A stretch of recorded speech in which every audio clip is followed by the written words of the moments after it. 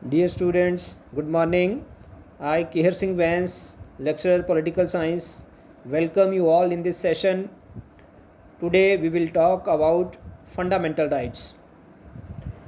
प्यारे बच्चों, आज हम जिस विषय पर बात करेंगे वह विषय है मौलिक अधिकार। मौलिक अधिकारों के ऊपर चर्चा शुरू करें इससे पहले ये जानना ज़रूरी है कि अधिकार किसे कहते हैं। समाज में रहते हुए व्यक्ति को कुछ ऐसी सुविधाओं की या ऐसी अवस्थाओं की आवश्यकता होती है जिनके बिना वो अपने जीवन का पूर्ण विकास नहीं कर सकता है। अर्थात अगर लोगों को ये सुविधाएं ना मिलें तो लोग अपना जीवन सही तरीके से नहीं जी सकते हैं। यही कारण है कि लोगों के द्वारा राज्य से इन सुविधाओं की मांग की जाती है। राज्य के द्वारा लोगों की इन मांगों को मान्यता प्रदान की जाती है और राज्य अधिकारों के रूप में ये सुविधाएं लोगों को प्रदान करता है। इसलिए हम ये कह सकते हैं कि अधिकार राज्य के द्वारा लोगों को प्रदान की जाने वाली वह सुविधाएं हैं जो उनके चहुमुखी विकास के लिए बहुत आवश्यक होती हैं, जिनके बिना लोग अपने जीवन का पूर्ण विकास नहीं कर सकते हैं। यही कारण है कि आज प्रत्येक राज्य के द्वारा अपने अपने नागरिकों को अधिकार प्रदान किए जाते हैं। आज का युग प्रजातंत्र का युग है और इस प्रजातांत्रिक युग में हर राज्य के द्वारा अपने अपने संविधान में नागरिकों के लिए मौलिक अधिकारों की व्यवस्था की जाती है। हमारे भारत के संविधान के द्वारा भी भारत के नागरिकों को मौलिक अधिकार प्रदान किए गए हैं। वो मौलिक अधिकार कैसे हैं इसके ऊपर बात करें इससे पहले हमें मौलिक अधिकारों के संबंध में कुछ बातें याद रखनी हैं। वो क्या है, कौन कौन सी ऐसी बातें हैं जो हमें मौलिक अधिकारों के संबंध में याद रखनी है। पहला है, मौलिक अधिकार मूल संविधान में शामिल थे। Fundamental rights were included in the original constitution. अर्थात 26 जनवरी 1950 को जब हमारे देश का संविधान लागू हुआ तो उस संविधान में मौलिक अधिकार शामिल किए गए थे। Fundamental rights were taken from the United state constitution. किस देश के संविधान से हमने मौलिक अधिकारों को लिया था? संयुक्त राज्य अमेरिका। मौलिक अधिकार अमेरिका के संविधान से लिए गए थे।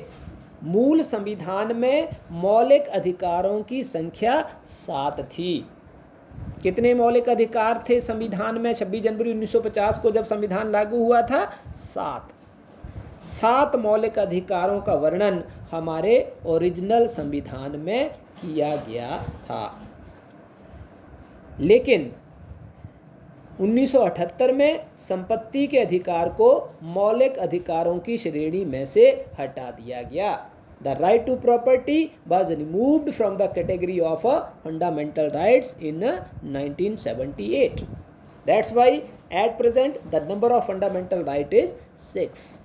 वर्तमान समय में कितने मौलिक अधिकार हैं? 6। क्यों? क्योंकि 1978 में संविधान में संशोधन किया गया। कौन सा संशोधन था? 44th amendment. 44th अमेंडमेंट के द्वारा संपत्ति के अधिकार को मौलिक अधिकारों की श्रेणी में से हटा दिया गया। इसलिए वर्तमान समय में मौलिक अधिकारों की संख्या कितनी है? 6 है।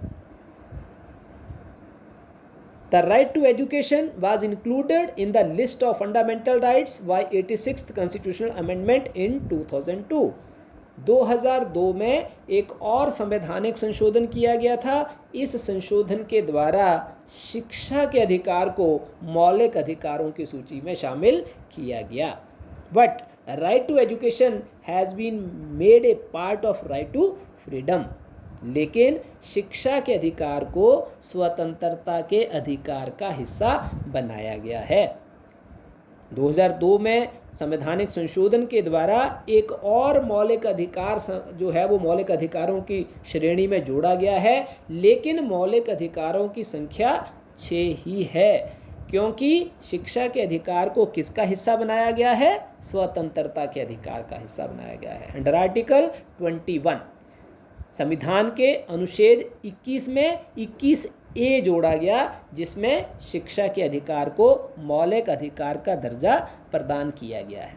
इस प्रकार शिक्षा का अधिकार मौलिक अधिकार बना, लेकिन वर्तमान समय में भी मौलिक अधिकारों की कुल संख्या 6 ही है। तो ये नेक्स्ट है हमारा मौलिक अधिकारों का अर्थ तथा विशेषताएं, meaning and characteristics of fundamental rights. मौलिक अधिकार किसे कहते हैं? क्या अर्थ है मौलिक अधिकारों का? वे अधिकार जो व्यक्ति के चहुमुखी विकास के लिए बहुत आवश्यक होते हैं और जिनका वर्णन राज्य के संविधान में किया जाता है, उन्हें मौलिक अधिकार कहा जाता है। कौन से अधिकारों को हम मौलिक अधिकार कहेंगे? Those are very much essential for the all-round development of the individuals.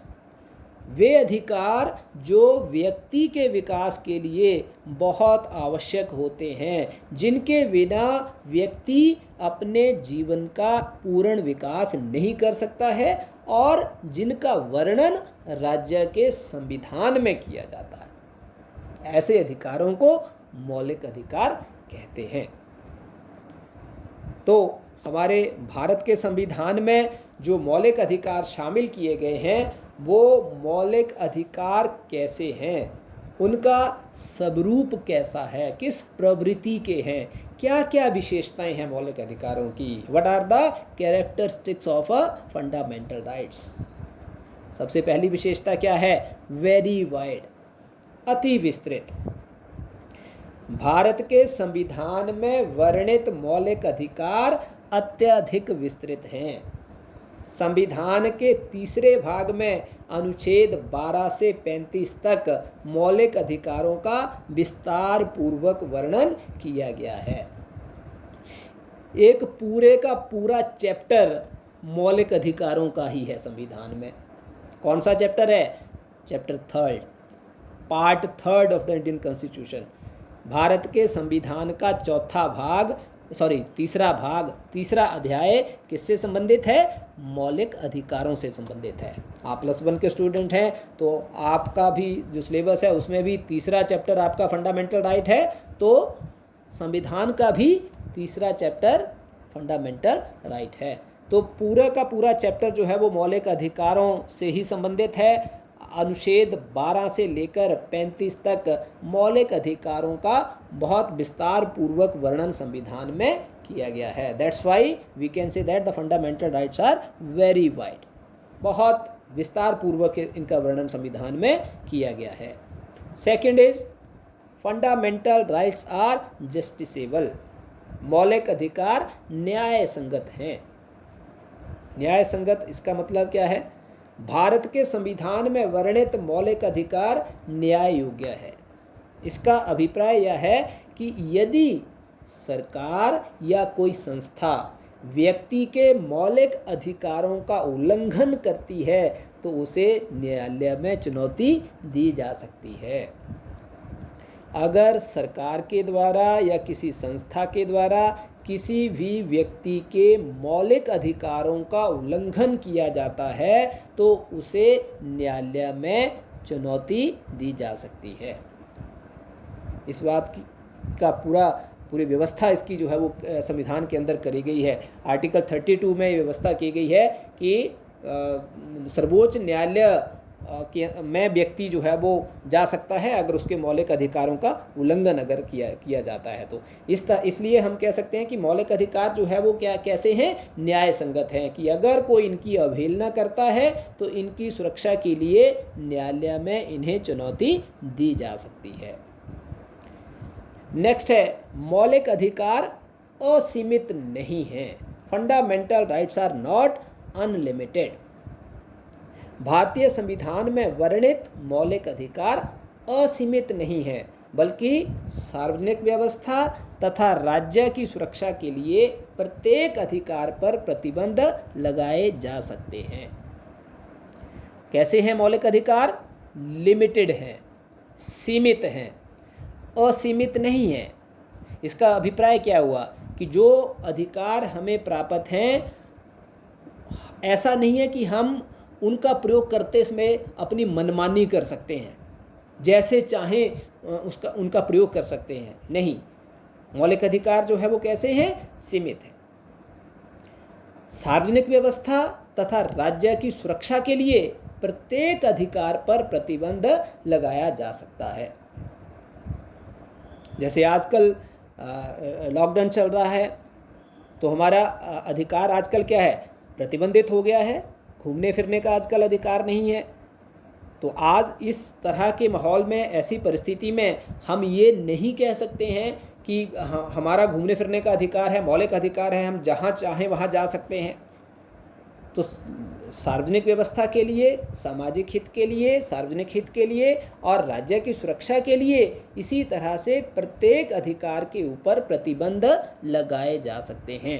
मौलिक अधिकारों का ये कतई मतलब नहीं है कि हम अपनी मनमानी कर सकते हैं। अधिकारों का प्रयोग करते समय मनमानी नहीं कर सकते हैं। अधिकारों को रिस्ट्रिक्ट किया जा सकता है, सीमित किया जा सकता है।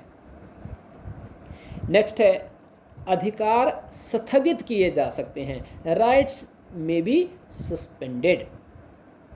मौलिक अधिकारों को सस्पेंड किया जा सकता है। कौन कर सकता है? देश का राष्ट्रपति। कब कर सकता है? इमरजेंसी के दौरान, आपातकाल के दौरान। क्या सामान्य परिस्थितियों में भी मौलिक अधिकार सस्पेंड किए जा सकते हैं? नहीं।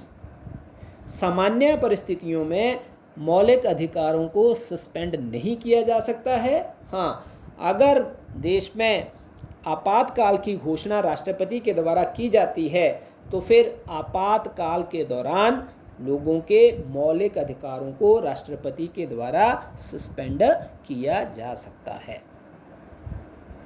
अगर ऐसी कहीं परिस्थितियां पैदा हो जाती हैं, इमरजेंसी डिक्लेयर हो जाती है, तो इमरजेंसी के दौरान फिर लोगों के मौलिक अधिकारों को सस्पेंड किया जा सकता है। नेक्स्ट है, मौलिक अधिकार सभी नागरिकों को समान रूप से प्रदान किए गए हैं। Fundamental rights are provided equally to all citizens. मौलिक अधिकार किसी विशेष धर्म या वर्ग के लोगों को नहीं दिए गए हैं, बल्कि जाति, धर्म, रंग, नस्ल और लिंग आदि के आधार पर भेदभाव किए बिना सभी नागरिकों को समान रूप से प्रदान किए गए हैं। भारत के संविधान के द्वारा जो मौलिक अधिकार दिए गए हैं, वो किसको दिए गए हैं? वो सब लोगों को दिए गए हैं। ऐसा तो है नहीं कि किसी एक धर्म के लोगों को मिले हैं, या एक वर्ग विशेष के लोगों को मिले हैं, या अमीर लोगों को मिले हैं, गरीबों को नहीं मिले, या पुरुषों को दिए हैं, महिलाओं को नहीं दिए। सबको दिए हैं, चाहे वो व्यक्ति किसी भी धर्म का हो, किसी भी जाति का हो, किसी भी रंग का हो, किसी भी नस्ल का हो, सबको समान रूप से वो मौलिक अधिकार प्रदान किए गए हैं। जाति, धर्म, रंग, नस्ल और लिंग आदि के आधार पर भेदभाव किए बिना सभी नागरिकों को समान रूप से मौलिक अधिकार प्रदान किए गए हैं। नेक्स्ट है, संसद मौलिक अधिकारों में संशोधन कर सकती है। Parliament can amend fundamental rights. संसद संविधान में संशोधन करके मौलिक अधिकारों में कमी या वृद्धि कर सकती है।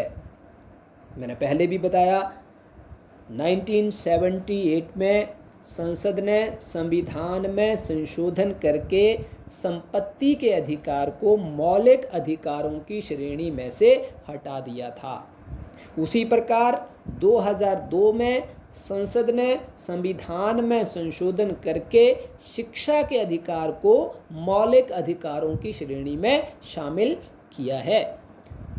तो संसद को ये अधिकार है कि संसद समय समय पर मौलिक अधिकारों में संशोधन कर सकती है।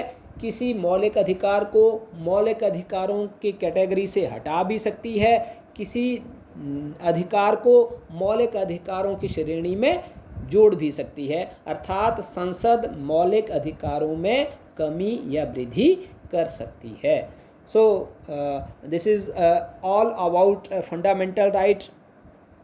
भारत के संविधान में जो मौलिक अधिकारों का वर्णन किया गया है वो मौलिक अधिकार क्या हैं और वो उन मौलिक अधिकारों की विशेषताएं क्या हैं, उनका स्वरूप क्या है, किस प्रकार के हैं वो मौलिक अधिकार। तो आई होप आपको ये वीडियो पसंद आया होगा। अगर अच्छा लगा होगा तो लाइक करें और शेयर करें। Thank you. Have a nice day.